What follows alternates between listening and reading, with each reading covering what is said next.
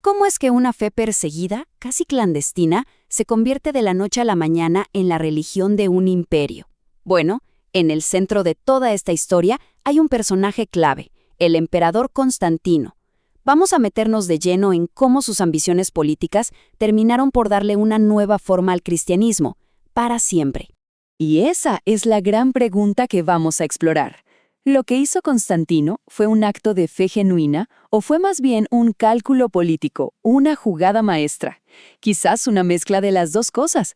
Lo cierto es que aquí es donde el poder imperial y la doctrina religiosa se entrelazaron de una manera que, literalmente, cambió el curso de la historia.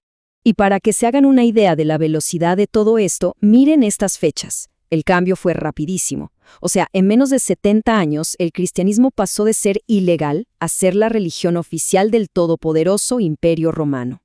Estos no son solo 3 momentos en una línea de tiempo, son los epicentros de una revolución que redibujó el mapa del mundo occidental. Ok, para entender de verdad lo radical del cambio que impulsó Constantino, primero tenemos que ver cómo era el panorama antes de él. La Iglesia cristiana era, en esencia, un movimiento clandestino, visto con muchísima sospecha por las autoridades romanas. El contraste es brutal. Antes de Constantino, declararse cristiano podía costarte la vida, así de simple. Después, no solo era seguro, sino que empezó a ser conveniente. De repente, el clero ya no pagaba impuestos y la Iglesia empezó a acumular poder y riquezas de una forma que era impensable tan solo una generación atrás. Y aquí está el kit de la cuestión. Para Constantino, esto no era solo un tema espiritual, era política pura y dura. Su gran proyecto era reunificar un imperio que se caía a pedazos, y pensó que una fe única, una sola iglesia, podría ser el cemento perfecto para mantenerlo todo unido. Pero claro, justo cuando Constantino apostaba todo a la unidad de la Iglesia, desde adentro surgió un debate que amenazaba con hacerlo estallar todo. La crisis arriana no era una simple discusión entre teólogos, era una verdadera bomba de tiempo que apuntaba al corazón mismo de la fe cristiana. El arrianismo planteaba una pregunta explosiva. A ver, ¿Jesús era Dios mismo o era una creación de Dios? La primera y más grandiosa, sí, pero una criatura al fin y al cabo. Esta idea, propuesta por un presbítero llamado Arrio, se extendió como la pólvora, sobre todo en la parte oriental del imperio, y dividió a la Iglesia de una forma muy peligrosa. Y aquí viene lo más fascinante, la reacción de Constantino. Mientras los teólogos sentían que el alma de su fe estaba en juego, el emperador veía todo este alboroto como una pequeñez, una distracción. A él no le importaba tanto quién tenía la razón teológica, sino la terrible desunión que estaba causando. Era una piedra en su zapato imperial. Así que, con la Iglesia al borde de la ruptura, Constantino hizo algo que ningún emperador se había atrevido a hacer antes. Usó su poder imperial para forzar una solución. ¿Cómo? Convocando a todos los obispos del mundo a una cumbre que lo cambiaría todo. El año 325. El lugar, Nicea.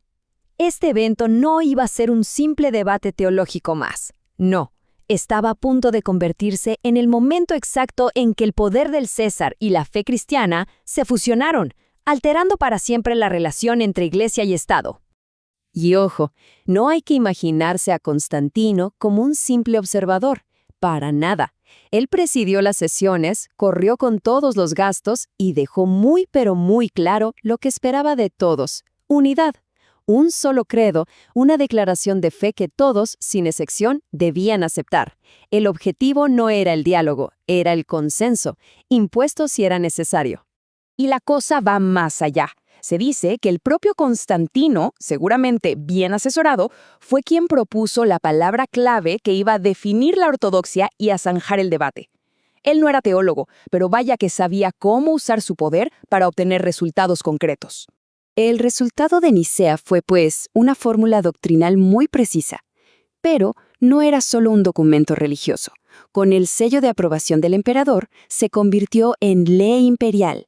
Por primera vez, la teología tenía todo el poder del Estado romano respaldándola.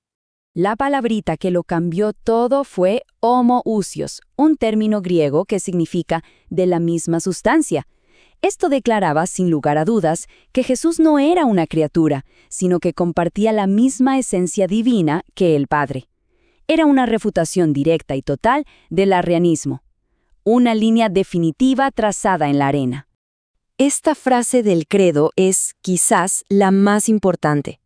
Al decir que Jesús fue engendrado, no creado, lo separaba de todo lo creado. Y al llamarlo consubstancial al Padre, se ponían los cimientos de la doctrina de la Trinidad, que se volvería el pilar central del cristianismo. Y aquí es donde la cosa se pone realmente seria. Los poquísimos obispos que se negaron a firmar el credo no solo fueron excomulgados por la Iglesia, Constantino los mandó al exilio. Por primera vez en la historia, la herejía se convirtió en un crimen contra el Estado. La ortodoxia ahora tenía las legiones romanas de su lado. Nicea, como vemos, fue mucho más que una reunión. Marcó el nacimiento de un modelo completamente nuevo, el de una iglesia fusionada con el poder imperial. Un modelo que definiría a Europa por más de 1000 años. El legado de todo esto es inmenso. Se sentó un precedente para que los emperadores intervinieran en asuntos de la fe. Nació la idea de una teología oficial, impuesta por el Estado, que aplastaba cualquier disidencia. El paganismo romano inició su lento declive, y la Iglesia se transformó en una institución de poder terrenal, un pilar fundamental del imperio. Y todo esto nos deja con una pregunta final, una que sigue resonando a través de los siglos. Al aceptar el poder del imperio, la Iglesia ciertamente aseguró su supervivencia y su expansión masiva. Pero, ¿a qué costo?